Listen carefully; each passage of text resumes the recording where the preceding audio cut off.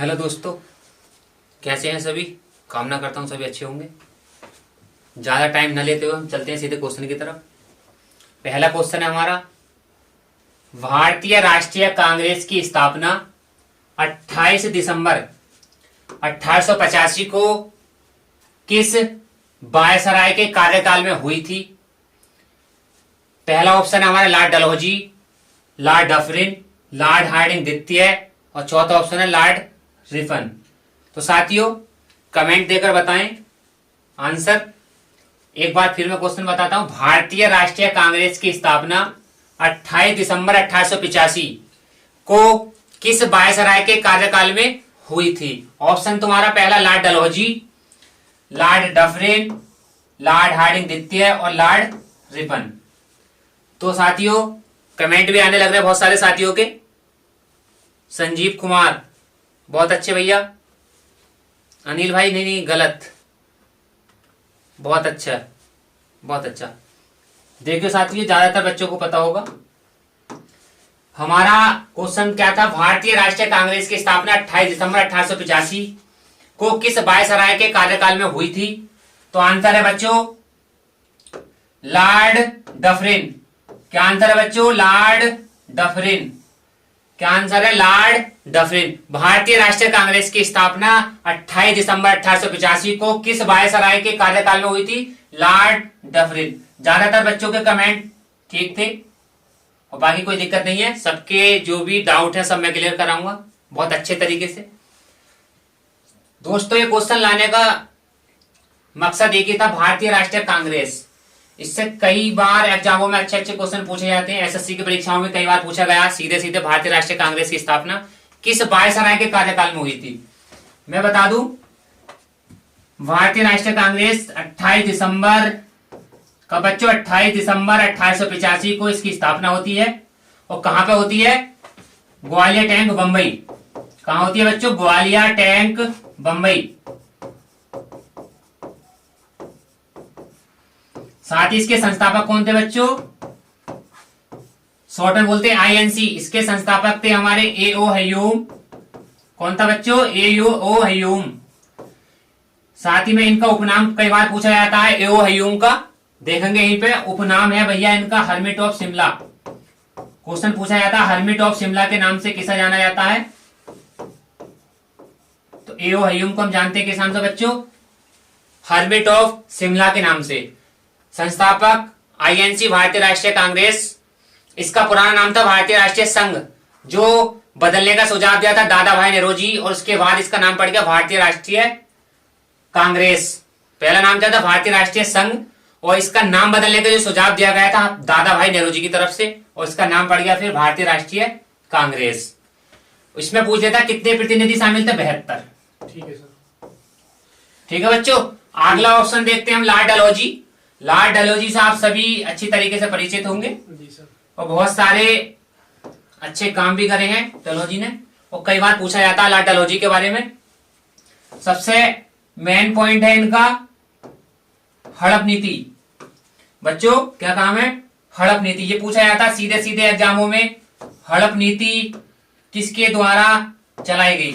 भारत में हड़प नीति किसके द्वारा, हड़प नीति किसने चलाई बच्चों, लॉर्ड डलहौजी ने।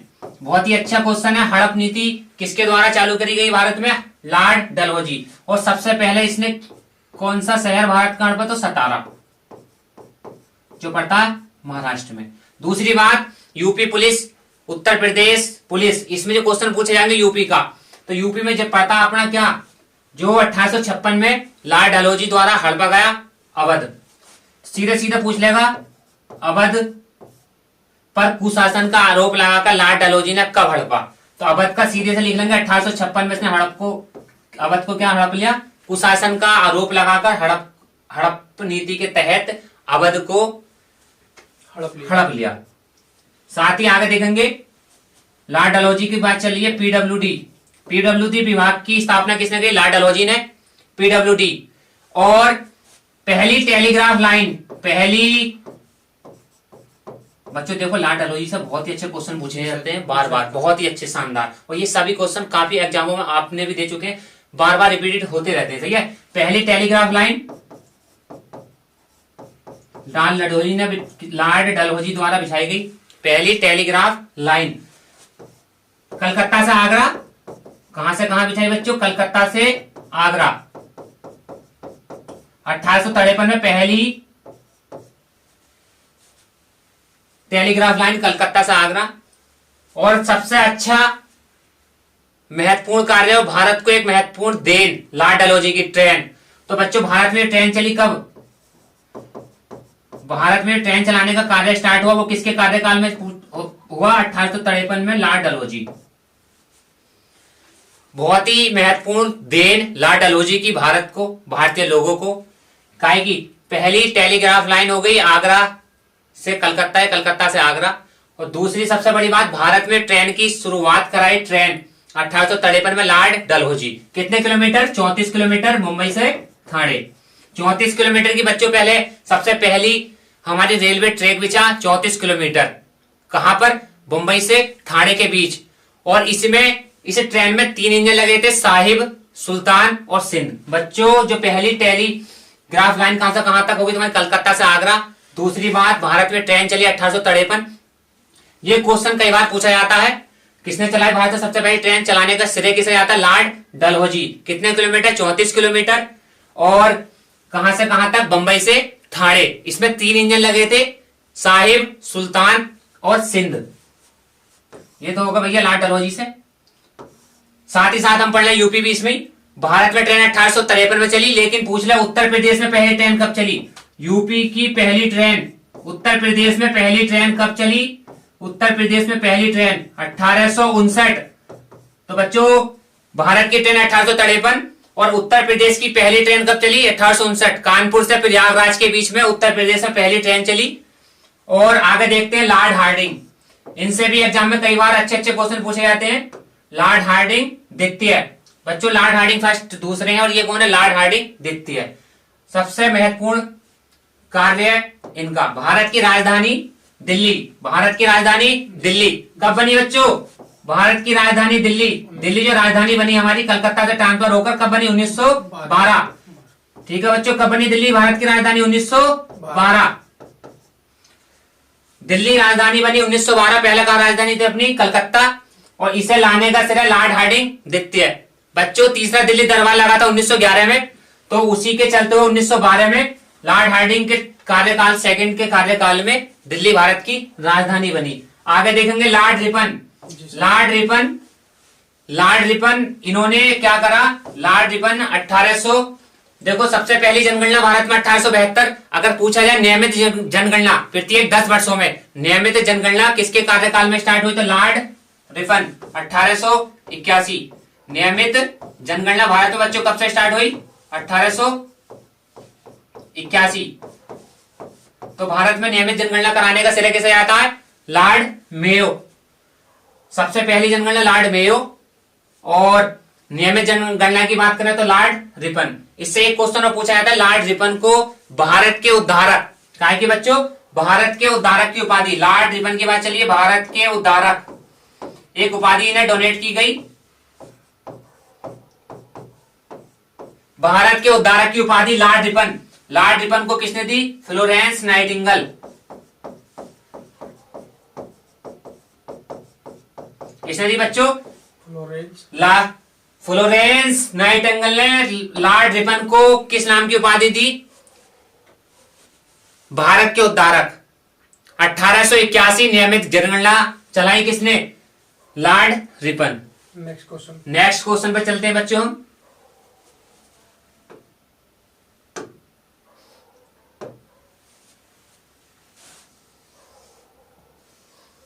कामना करता हूं सभी के अच्छे से समझ में आएगा।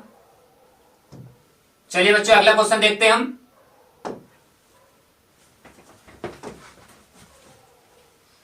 सर क्वेश्चन नीचे कीजिए, कट रहा है। ठीक है। देखो बच्चों अभी हमारी नई नई शुरुआत है, तो बहुत सारा हम अभी इस मामले में ज्यादा ज्ञान भी नहीं है, नॉलेज भी नहीं है, तो धीरे धीरे कोई दिक्कत नहीं है। चलो आगे बढ़ते हैं इसी साथ। अगला क्वेश्चन है बच्चों 1857 ईस्वी की क्रांति का नेतृत्व लियाकत अली ने कहां से किया था?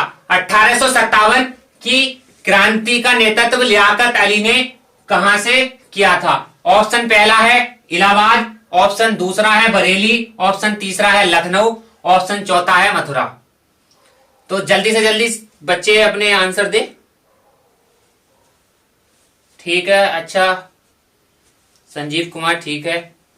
अच्छा देखते हैं बच्चों, ये क्वेश्चन है हमारा 1857 ईस्वी की क्रांति का नेतृत्व लियाकत अली। कौन भैया? कौन बच्चों? लियाकत अली। लियाकत अली ने 1857 की क्रांति का नेतृत्व या भार कहां से संभाला? तो इसका सही आंसर है हमारा इलाहाबाद। देखो बच्चों, यहीं पर नोट करते चलेंगे। इलाहाबाद का जो वर्तमान में नाम है प्रयागराज। अगर मैं इलाहाबाद लूंगा तो वर्ष 2022 में जीऊंगा ना, और अगर अब प्रयागराज के नाम से जाना जाता क्या? इलाहाबाद। तो 1857 ईस्वी की क्रांति का नेतृत्व लियाकत अली ने कहां से करा? इलाहाबाद। बहुत सारे क्वेश्चन हमारे एग्जाम में पूछे जाते हैं 1857 की क्रांति। 1857 की क्रांति हमारी कहां से चली थी बच्चों? 1857 की क्रांति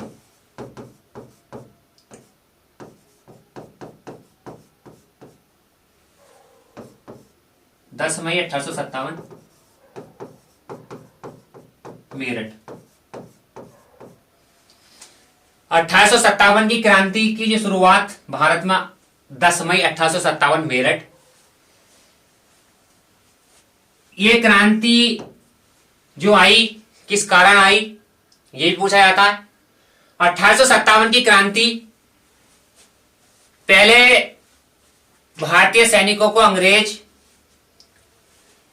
जो राइफल देते थे, वो राइफल थी हमारी ब्रेस ब्राउन, और उसकी जगह नई राइफल लाए एनफील्ड, जिसमें एक अफवाह फैली कि इसमें मुसलमानों के लिए सुअर की चर्बी कारतूसों पर और हिंदुओं के लिए गाय। तो दोनों धर्मों के लिए देखो, गाय हिंदू धर्म के लिए और सुअर मुस्लिम धर्म के लिए, हो ना। तो दोनों धर्मों में क्या हुआ, इस बात को लेकर विवाद, और ये क्रांति ने एक नया रूप ले लिया। तो कौन सा बंदूक? Base brown. बेस ब्राउन की जगह अंग्रेजों की नीति थी, बेस ब्राउन की जगह कौन सी राइफल आई? एनफील्ड। इसका प्रतीक पूछ लेता है, देखो 1857 की क्रांति का, कमल और रोटी। बच्चों 1857 की क्रांति का प्रतीक क्या? कमल और रोटी। देखो रोटी में चौकीदार की, जो गांव के चौकीदार होते थे उनकी सबसे बड़ी हिस्सेदारी होती थी। एक चौकीदार दूसरे गांव तक रोटी पहुंचाने का काम था। एक रोटी प्रतिदिन चौकीदार को दूसरे गांव पहुंचानी थी। कमल, जितने सैनिक इस 1857 की क्रांति में अपना जी जान झोंके होते, एक गुलाब या कमल, सॉरी गुलाब नहीं कमल, एक कमल का फूल उन सैनिकों तक रोज देना था। एक रोटी, चौकीदार का काम था रोटी पहुंचाने का। आगे देखेंगे, देखो ये बच्चों बरेली। 1857 की क्रांति का नेतृत्व तो बरेली से किसने करा? खान बहादुर खां। किसने करा बच्चों? खान बहादुर खां। लखनऊ से 1857 की क्रांति का नेतृत्व किसने करा? बेगम हजरत महल। बच्चों कौन? बेगम हजरत महल। इन्हें हम जानते हैं मोहम्मदी खातून के नाम से, दूसरा नाम है इनका मोहम्मदी खातून। तो लखनऊ से 1857 की क्रांति का नेतृत्व किसने करा? बेगम हजरत महल। बच्चों अभी वीडियो के एग्जाम में पूछा गया क्वेश्चन है मथुरा। मथुरा से 1857 की क्रांति का नेतृत्व किसने करा? अभी पूछा गया क्वेश्चन है, तो मथुरा से नेतृत्व करा हमारा देवी सिंह। ये अभी वीडियो के एग्जाम में पूछी जा चुकी है कि मथुरा से 1857 की क्रांति का नेतृत्व किसने संभाला? तो देवी सिंह। एक बार देखते हैं 1857 की क्रांति 10 मई 1857 किस शहर से चली? तो मेरठ। और मेरठ से जो नेतृत्व करा हमारा किसने करा? बच्चों मेरठ से जो नेतृत्व करा कदम सिंह।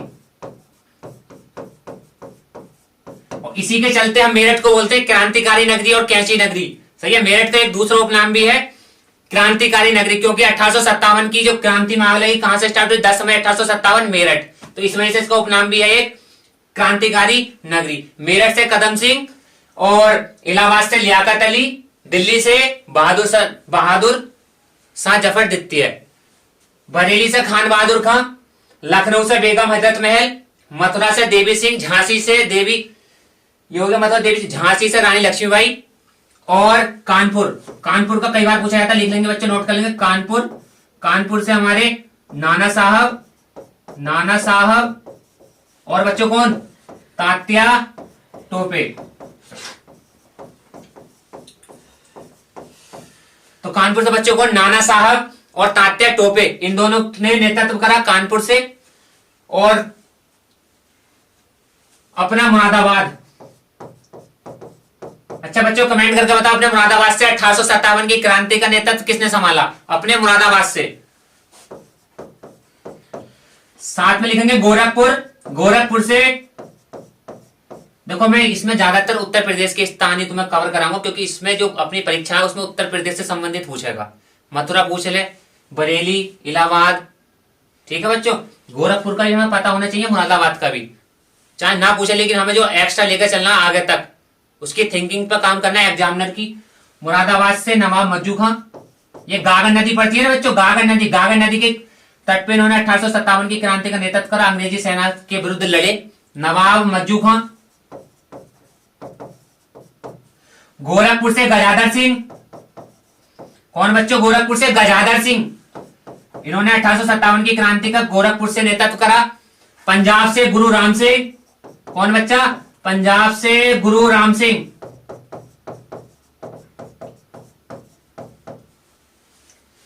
ठीक है बच्चों। कानपुर से नाना साहब, तात्या टोपे, तात्या टोपे का बचपन का नाम पूछा जाता है कई बार, आत्मा रामचंद्र। नेक्स्ट काफी होगा। मुरादाबाद से मज्जू खां, गोरखपुर से गजाधर सिंह, पंजाब से गुरु राम सिंह। एक छोटी सी बात और नोट करेंगे, 1857 की क्रांति के समय अंग्रेजी सेना का सेनापति, 1857 की क्रांति के समय अंग्रेजी सेना का सेनापति कौन था बच्चों, जॉर्ज एरिसन। कौन था बच्चों, जॉर्ज एरिसन। ये कई बार पूछा गया, 1857 की क्रांति में अंग्रेजी सेना का सेनापति कौन था, जॉर्ज एरिसन। कौन था बच्चों, जॉर्ज एरिसन। 1857 की क्रांति का तोपखाना, तोपखाना मुख्यालय कहां था बच्चों, मेरठ। 1857 की क्रांति का तोपखाना मुख्यालय कहां पर था, तो मेरठ। और साथ ही में पूछ ले, 1857 क्रांति के विद्रोह के समय इनका मुख्यालय कहां था, मुख्यालय था इनका शिमला, और तोपखाने मुख्यालय की बात करें तो मेरठ। 1857 की क्रांति में अंग्रेजों का जो मुख्यालय था वो कहां था, शिमला, और अगर तोपखाने की बात करें तो वो था मेरठ। चलो बच्चों अगले क्वेश्चन पे बढ़ते हैं।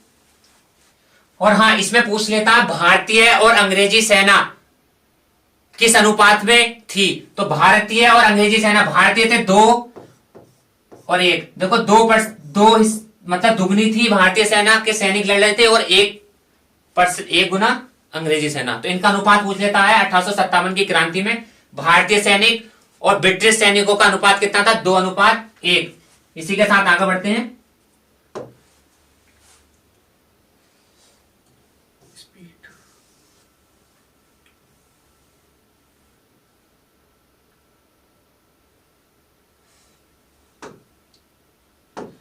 इसके ऑप्शन थोड़े नीचे, चलो मैं यहीं पे बता देता हूं आपको। देखो बच्चों, तीसरा क्वेश्चन है हमारा, भारत के समुद्री मार्ग की खोज किसने की थी, भारत के समुद्री मार्ग की खोज किसने की थी। पहला ऑप्शन पेड्रो अल्बरेज क्रेवल, बाकी ऑप्शन नीचे आ रहा है, मैं यहीं लिख देता हूं आपके सामने, व्हाइट करके दिखा दो सर, यह देख लो एक बार।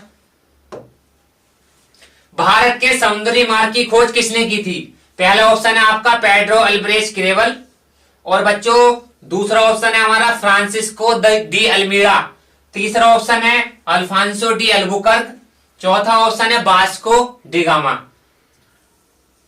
क्या क्वेश्चन था बच्चों, भारत के समुद्री मार्ग की खोज किसने की थी, पहला ऑप्शन पेड्रा अल्बरेज क्रेवल, दूसरा फ्रांसिस्को डी अल्मीड़ा, तीसरा अल्फांसो डी अल्बुकर्क, और चौथा है हमारा बास्को डी गामा। तो काफी बच्चों के आंसर आने लगे हैं, आप भी दे कमेंट करके, और बाकी मैं आपको बताता हूं विश्लेषण इसका। बहुत अच्छे बच्चे, बहुत अच्छे, शानदार। सबसे पहले बात करूंगा भारत के समुद्री मार्ग की खोज। तो भारत के समुद्री मार्ग की खोज किसने की थी बच्चों? Vasco D gamma. किसने की थी बच्चों? Vasco D gamma. भारत के समुद्री मार्ग की खोज किसने की थी बच्चों? तो Vasco D gamma. Vasco D gamma Bharat कब पहुंचे? 1498। वास्को डी गामा बच्चों भारत कब आया? 1498। और कहां पर पहुंचा? कालीकट। कहां पहुंचा बच्चों? कालीकट। कालीकट स्थान का नाम भी बंदरगाह भी बोलते थे, लेकिन बंदरगाह, जिस बंदरगाह पे वास्को डी गामा पहुंचा, कप कडाबू। बंदरगाह में लिखेंगे बच्चों कौन सा? कप कडाबू। अधिकांश बच्चों को यह पता कालीकट। कालीकट बंदरगाह बच्चों, किस बंदरगाह पे वास्को डी गामा सबसे पहले भारत पहुंचा? तो कप कडाबू। तो भारत में समुद्री मार्ग की खोज किसके द्वारा की गई? तो बच्चों वास्को डी गामा 1498 में कहां पहुंचे? कालीकट। यहां पहुंचते ही इन्हें पथ प्रदर्शक, ये भटक गए थे बच्चों, इन्हें अपने रास्ता, कोई रास्ता इन्हें मालूम नहीं पड़ा। इनके पथ प्रदर्शक के रूप में एक गुजरात के व्यापारी हैं। कौन है बच्चों? गुजरात के व्यापारी, सभी परिचित होंगे, अब्दुल मजीद। कौन है बच्चों? अब्दुल मजीद। अब्दुल मजीद ये मिलते हैं इन्हें और ये बताते हैं यहां से आगे जाओ, और आगे जाने के बाद कालीकट एक जगह पड़ेगी। जैसे ही वास्को डी गामा का जहाज कालीकट पहुंचा, वहां पर इन्हें एक जमोरिन, राजा का नाम है बच्चों जमोरिन। जमोरिन राजा का नाम नहीं है, लेकिन उसका नाम है जमोरिन। जमोरिन जो है उनकी पैतृक उपाधि है जमोरिन, तो उसी नाम से जाने जाते हैं। जमोरिन ने इनका स्वागत करा बहुत अच्छे तरीके से, ढोल नगाड़ों के साथ। वास्को डी गामा से देखकर डर गए और यहाँ इनका बहुत अच्छा सेवा हुआ। यहां से क्या ले गए? मसाला। क्या ले गए बच्चों? मसाला। मसाला लेकर जाकर कितने फीसदी का फायदा उठाया इसने? 60%। वास्को डी गामा भारत कब पहुंचा? 1498। और समुद्री मार्ग की खोज कब की? किसने की? 1498 वास्को डी गामा। और कहां पे पहुंचा? कालीकट के बंदरगाह कप कडाबू। और यहां से क्या ले गया? 60% मसाला। इससे रास्ते में मिला हमारा अब्दुल मजीद, और इसका वेलकम या स्वागत किसने करा? तो जमोरिन। आगे देखेंगे पेड्रा अल्ब्रेच केवल। देखो बच्चों, ये पेड्रा अल्ब्रेच केवल, ये दूसरा पुर्तगाली भारत आने वाला, दूसरा पुर्तगाली भारत आने वाला। कौन बच्चों? दूसरा पुर्तगाली भारत आने वाला। देखो पुर्तगालियों ने हमारे भारत को बहुत सारी चीज दी है, वो अभी आगे बताऊंगा आपको मैं। क्वाइट। दूसरा पुर्तगाली भारत आने वाला पूछ लेगा सीधे सीधे, पेड्रा अल्ब्रेच केवल। एक बार क्वेश्चन पूछा गया, वास्को डी गामा भारत पुनः या द्वारा कब वापिस आया? पहली बार में तो 1498 में वास्को डी गामा कहां पहुंच गया? भारत। दूसरी बार का पूछा जाता वास्को डी गामा दूसरी बार भारत कब आए? यात्रा में 1502। तो ठीक है बच्चा, वास्को डी गामा दूसरी बार भारत कब आया? 1502। आगे देखते हैं। नेक्स्ट क्वेश्चन कराइए सर। थोड़ा सा देख लेते हैं। फ्रांसिस्को डी अल्मीड़ा, पहला पूछा गया कई बार एग्जाम, पहला पुर्तगाली गवर्नर कौन था बच्चों? पहला पुर्तगाली गवर्नर अल्मीड़ा। पहला पुर्तगाली गवर्नर कौन था? Francisco de Almeida. दूसरा पुर्तगाली गवर्नर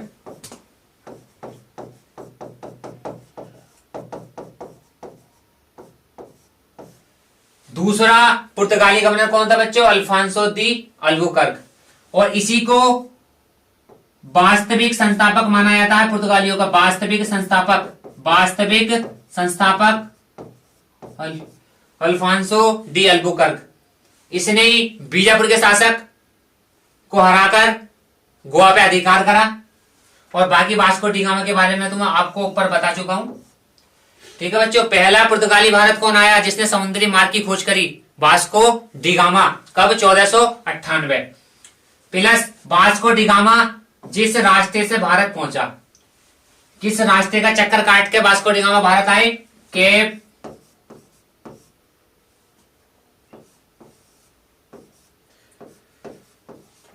स्पीड बोलो।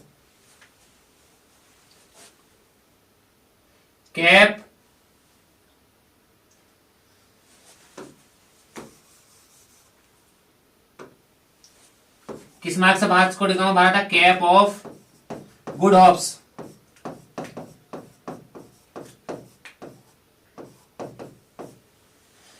ठीक है बच्चों, वास्को डी गामा किस मार्ग से भारत पहुंचे चक्कर लगाकर? Cape of Good Hopes. इस मार्ग के चक्कर काटकर भारत पहुंचे वास्को डी गामा 1498।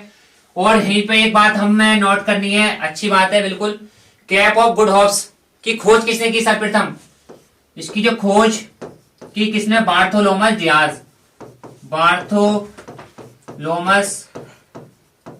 डियाज किसने की बच्चों? वास्को डी गामा जिस समुद्री मार्ग से होकर भारत आया केप ऑफ गुड होप्स, तो इसकी खोज किसने कर दी थी? बार्थोलोमस डियाज। ठीक है बच्चों, आगे बढ़ते हैं। 10 क्वेश्चन है सर, जल्दी लिखा। स्वामी विवेकानंद। स्वामी विवेकानंद को स्वामी की उपाधि किसके द्वारा प्रदान की गई थी? स्वामी विवेकानंद को स्वामी की उपाधि किसके द्वारा प्रदान की गई थी? ऑप्शन पहला महाराजा खेतड़ी। और चलो बच्चों अगला क्वेश्चन देखते हैं अपना। स्वामी विवेकानंद को स्वामी की उपाधि किसके द्वारा प्रदान की गई थी? स्वामी विवेकानंद को स्वामी की उपाधि किसके द्वारा प्रदान की गई थी? पहला ऑप्शन है महाराजा खेतड़ी, दूसरा अकबर द्वितीय, तीसरा रविन्द्रनाथ टैगोर, चौथा महात्मा गांधी। तो बच्चों इसका आंसर क्या है? महाराजा खेतड़ी। स्वामी किसकी बात चलिए बच्चों? स्वामी विवेकानंद। इनके बचपन का नाम पूछ लेगा। स्वामी विवेकानंद के बचपन का नाम क्या है बच्चों? नरेंद्र नाथ दत्त। स्वामी विवेकानंद के बचपन का नाम नरेंद्र नाथ दत्त। इनका उपनाम है तूफानी हिंदू। तूफानी हिंदू के नाम से किसे जानते हैं? स्वामी विवेकानंद। तूफानी हिंदू के नाम से स्वामी विवेकानंद। 1 घंटे में 800 पेज पढ़ लेते थे, 1 घंटे में। स्वामी विवेकानंद 1 घंटे में 800 पेज। तूफानी हिंदू के नाम से कौन जाने जाते हैं? स्वामी विवेकानंद। 1893 शिकागो धर्म सम्मेलन। कौन सा बच्चों? शिकागो धर्म सम्मेलन। 1893 शिकागो धर्म सम्मेलन में भाग लिया स्वामी विवेकानंद। इनकी 3 पुस्तकें हैं बच्चों, बहुत अच्छी, और सभी को मेरे साथ हाथों हाथ नोट्स बना के चलना है। ये सभी वही क्वेश्चन है जो बार बार को पेपरों में आते हैं, सही है। स्वामी विवेकानंद की कितनी पुस्तक है बच्चों? 3। कर्मयोग, ये इनकी बुक्स हैं। कर्मयोग, ज्ञान योग और वेदांत फिलॉसफी। कौन सी बच्चों? वेदांत फिलॉसफी। 3 पुस्तक है, बहुत अच्छी पुस्तक। ये सभी किताबों का निचोड़ आपके सामने है। स्वामी विवेकानंद, बचपन का नाम नरेंद्र नाथ दत्त, तूफानी हिंदू के नाम से जाने जाते हैं, या उपनाम कह लो। 1893 शिकागो धर्म सम्मेलन में हिस्सा किसने लिया? स्वामी विवेकानंद। इनकी पुस्तक है कर्मयोग, ज्ञान योग और वेदांत फिलॉसफी। बच्चों कल को कौन सी तारीख है? 12 जनवरी। कौन सी दिनांक है कल को? 12 जनवरी। 12 जनवरी को मनाते हैं राष्ट्रीय युवा दिवस। कौन सा दिवस? राष्ट्रीय युवा दिवस। कौन सा दिवस बच्चों? राष्ट्रीय युवा दिवस। 12 जनवरी को कौन सा दिवस? राष्ट्रीय युवा दिवस। किसकी याद में मनाते हैं? तो हम स्वामी विवेकानंद। स्वामी विवेकानंद की याद में हम मनाते हैं राष्ट्रीय युवा दिवस। कब बच्चों? 12 जनवरी। अगली बात, इनके गुरु रामकृष्ण परमहंस। कौन है बच्चों इनके गुरु? रामकृष्ण परमहंस। इन्हें 19वीं शताब्दी का नव हिंदू जागरण का संस्थापक कहा जाता है। 19वीं शताब्दी का। आगे अगला है हमारा अकबर द्वितीय। अकबर द्वितीय ने बच्चों, अकबर द्वितीय ने राजा राम मोहन राय। किसको बच्चे? राजा राम मोहन राय। राम मोहन राय को राजा की उपाधि किसने दी? तो राजा की उपाधि किसने दी? अकबर द्वितीय। राजा राम मोहन राय को राजा की उपाधि अकबर द्वितीय के द्वारा दी गई। राजा राम मोहन राय। रविंद्रनाथ टैगोर, तीसरा ऑप्शन बच्चों रविंद्रनाथ टैगोर। रविंद्रनाथ टैगोर को गुरु की उपाधि, रविंद्रनाथ टैगोर को गुरु की उपाधि किसने दी? महात्मा गांधी ने। और महात्मा गांधी को महात्मा की उपाधि किसने दी बच्चा?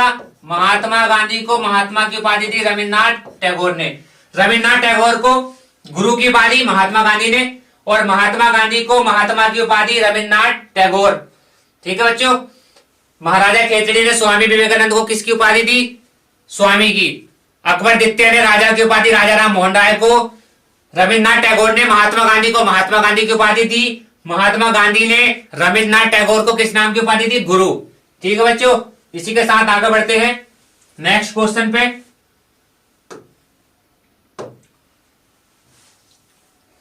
ठीक है बच्चों, अगला क्वेश्चन है हमारा शुद्धि आंदोलन। शुद्धि आंदोलन किसके द्वारा चलाया गया था? शुद्धि आंदोलन किसके द्वारा चलाया गया था? देखो एग्जाम की नजर से बहुत ही अच्छा क्वेश्चन है। शुद्धि आंदोलन बहुत बार पूछा गया है। शुद्धि आंदोलन किसके द्वारा चलाया गया बच्चों? Swami Dayanand Saraswati, option 2 Keshav Chandra Sen, option 3 Gopal Krishna Gokhale, option 4 राजा राम मोहन राय। शुद्धि आंदोलन बच्चों किसके द्वारा चलाया गया? स्वामी दयानंद सरस्वती। किसके द्वारा? स्वामी दयानंद सरस्वती। इनके द्वारा शुद्धि आंदोलन चलाया गया। स्वामी दयानंद सरस्वती के बचपन का नाम क्या था? दयानंद सरस्वती के बचपन का नाम बच्चों मूल शंकर या दयाशंकर? मूल शंकर। स्वामी दयानंद सरस्वती के बचपन का नाम था मूल शंकर। सबसे बड़ी बात, स्वामी दयानंद सरस्वती ने आर्य समाज, कौन सा बच्चा? आर्य समाज। आर्य समाज की स्थापना किसने की? स्वामी दयानंद। 1875, मुख्यालय बंबई। आर्य समाज की स्थापना स्वामी दयानंद सरस्वती कब बच्चों? 1875। आगे देखते हैं गोपाल कृष्ण गोखले। गोपाल कृष्ण गोखले। एक बात और, स्वामी दयानंद सरस्वती को बच्चों, स्वामी दयानंद सरस्वती को भारत का मार्टिन लूथर भी कहा जाता है। क्या कहा जाता है बच्चों? भारत का मार्टिन लूथर। किसे? स्वामी दयानंद सरस्वती। स्वामी दयानंद सरस्वती को क्या कहा जाता है? Martin Luther. भारत का मार्टिन लूथर। गोपाल कृष्ण गोखले किसके राजनीतिक गुरु थे? गोपाल कृष्ण गोखले महात्मा गांधी। 1905 भारत सेवक समाज। क्या बच्चों? भारत सेवक समाज। भारत सेवक समाज की स्थापना किसके द्वारा की गई? गोपाल कृष्ण गोखले, जिसे इंग्लिश में पूछ लेगा सर्वेंट्स ऑफ इंडिया। सर्वेंट्स इसका ही नाम है इंग्लिश में, कभी आप कंफ्यूज हो जाओ। सर्वेंट्स ऑफ इंडिया, हिंदी में बोले भारत सेवक समाज। 1905 किसके द्वारा बनाई गई? गोपाल कृष्ण गोखले। अगला है हमारा राजा राम मोहन राय। कौन बच्चों? राजा राम मोहन राय। अभी पिछले क्वेश्चन में बता चुका हूं राजा की उपाधि किसने दी? अकबर द्वितीय।